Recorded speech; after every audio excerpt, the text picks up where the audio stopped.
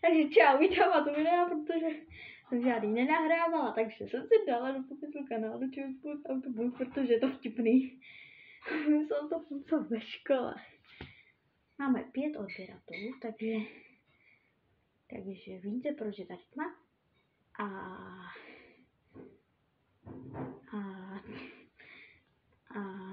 máte někdo 3 hesla na soutěž se zápas století? Máme 5 odběratelů vlastně, takže vlastně to není, jsem tady na táboře, ten tábor je dobrý a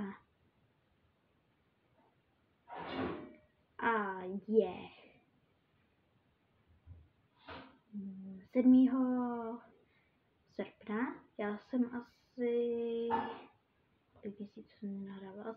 2 měsíce jsem 1 měsíc jsem nenahrával, takže a teď jsem tu zase, aby jsem vám zdravila.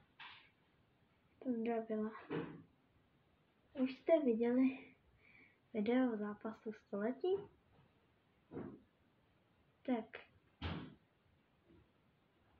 pokud máte 3 hesla, tak se zapojte do soutěže od sebe. Na tabletničku máte i páky, pokud jo, tak prostě něco. Můžete se potom podívat do playlistu na tu písničku, ale já teďka končím, já potom ukážu tanec, který můžete udělat.